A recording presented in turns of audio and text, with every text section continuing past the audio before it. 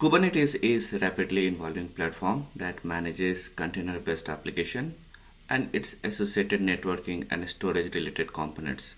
In this video, we are going to quickly see how to configure AKS cluster, how to create an image, a sample image, and deploy this to a containers. We will also see how to monitor these particular clusters. Before we jump to the demo, let's understand the evolution of development and deployment model. As you can see in this screen, the development model has changed from a waterfall model to Agile, and now it is all DevOps. Similarly, your application architecture has changed from monolithic to entire to now microservices. The deployment model, the preferred one, is now containers. Earlier it was like physicals and virtual servers. Similarly, these containers should be deployed somewhere. So the preferred way is again cloud. However, the containers can be deployed to on-premises as well. You will be running your applications in containers, and these containers will be large in size, like it could be 100 or thousands.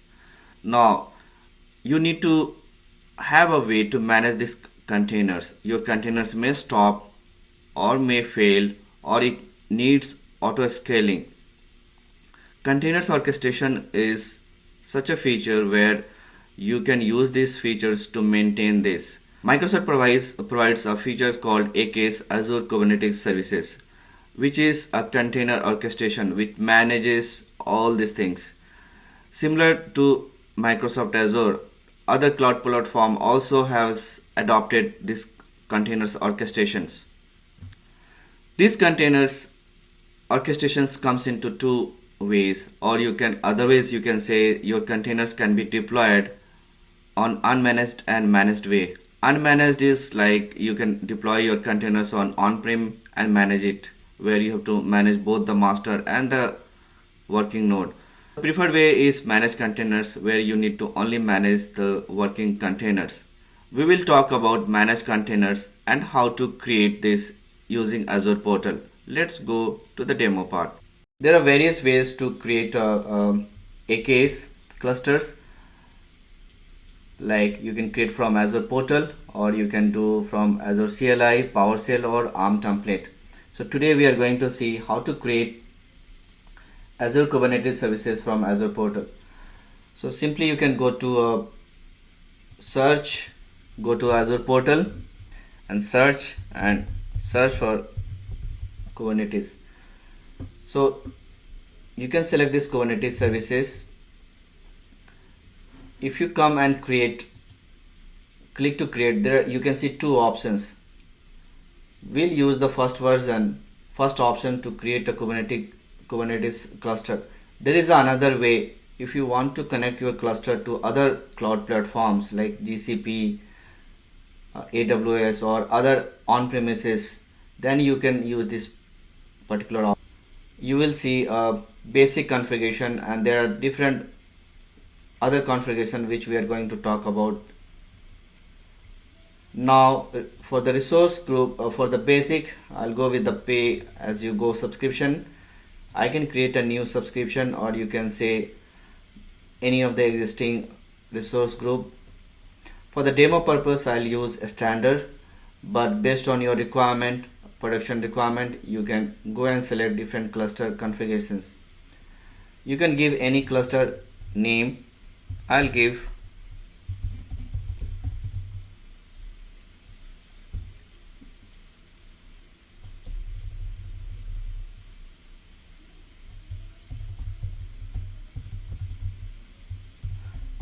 a name my Kubernetes cluster.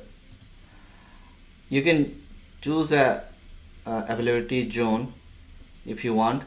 You can choose the latest API version from here. Scale methods, these are the basic things that you want to do for your demo.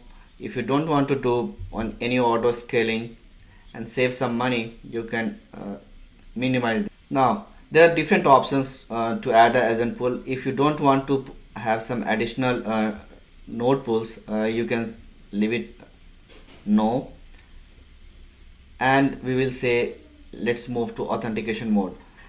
There are two different authentication methods. One is service principal and one is system assigned managed identity.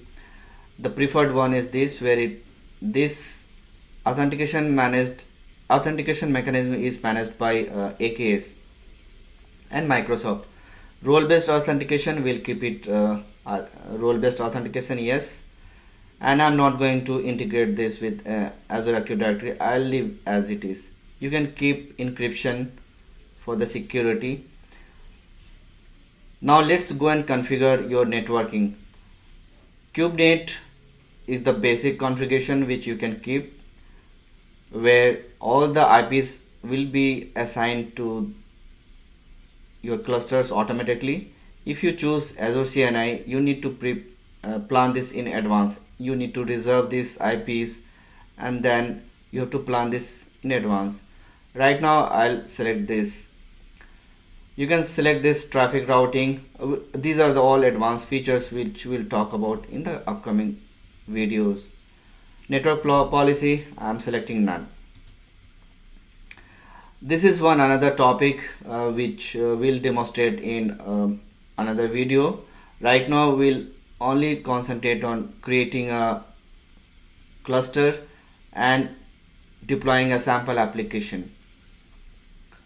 For monitoring purpose, this will also cover in the next video, where we'll see how to monitor AKS using Azure Monitor, how to enable application insights or container insights and see how it works. We'll also talk about different monitoring tools available in the market. We'll also talk about limitations of Azure Monitor and where we can leverage Grafana and other tools. Azure policy, I'll keep it disabled. We don't want to use any other features. Tag you can create for billing and maintaining purpose. Now once you have selected all these options, let's go and review and create this. So you will see it will be running final validation, and now you can see the validation is passed. I'll simply go and click on create.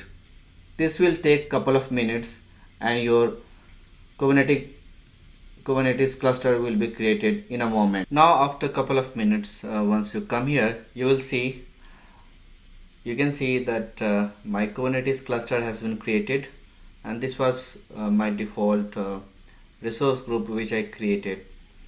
You can also see there are couple of other tables, like routing table created, which we'll talk about in advance. What is the purpose of this particular tables? There are certain other components which has been created to use this, like virtual network, IP address, the load balancer, the VM skill sets which we took. There is also a log analytics solutions which is used for monitoring and so on. Now once this is configured successfully, we'll try to connect to AKS clusters. To do so, I'll quickly go to the cloud cell, the bash command or PowerShell, anything you can use. We'll use certain commands to connect to the container. kubectl is the command which is used to connect to the clusters, Kubernetes clusters. To connect to your Kubernetes cluster, first of all you will need to use AKS get credentials command. This particular command downloads credentials and configures the Kubernetes CLI to use them. Now once we have done this, we can get all the nodes and verify that our connection is correct or not. So what we will do is we will use kubectl command and we'll say get nodes. So by using this particular command, you will get all the nodes and you can see its status over here. Now it's time to run the application. So since we have configured the cluster, now it's time to run the application.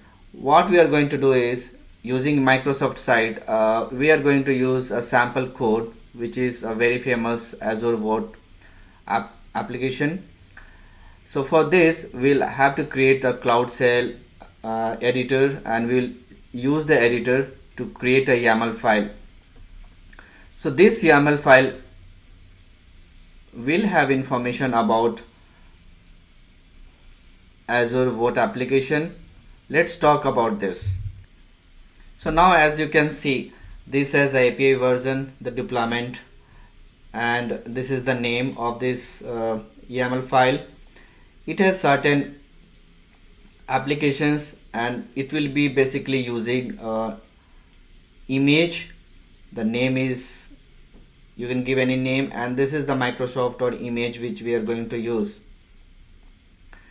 It will be running on this particular configurations, and the container ports will be this, and so on. So based on this particular YAML, we are going to deploy the application. It uses two components. One is the Vault app thing, and one is Redis. Now we'll use this editor to copy this, and we are going to run this using kubectl command. I'll save this and give it a name. Once I do this, it works successfully and it deploys your application and your required services. Now once this is done, we have deployed the image and the application to the Kubernetes services and the clusters. It will be running on the pods and containers. So now it's time to see whether our application has been deployed successfully or not, and how to watch this. So for this we'll use a command kubectl get service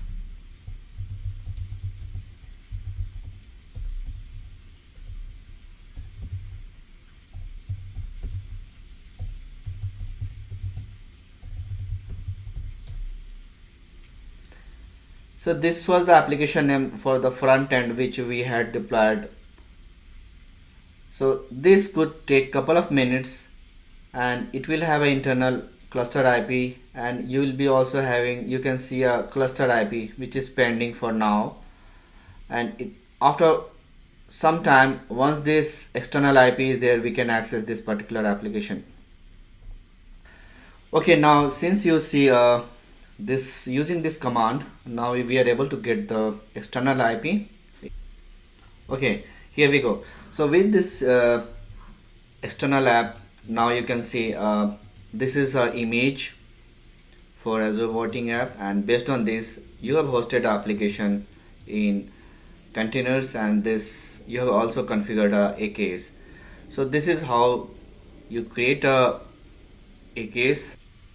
Now let's take one overview on the insights. So this is your insights where you can monitor the clusters.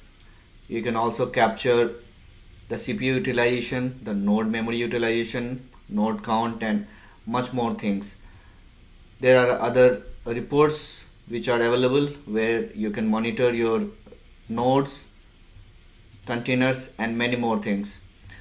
So now using this post and this particular video, the idea was to get started with application modernization concepts and also understand the concepts of containers. Now we have used Azure Kubernetes Services as a starting point, where we have created the cluster and created a image and deployed to a container image. Now in upcoming videos we'll be talking about different aspects of Azure Kubernetes Services. If you really like this video, please do not forget to like the video. Also, if you want to get notified for the further upcoming videos, please click on subscribe. So thank you and see you again.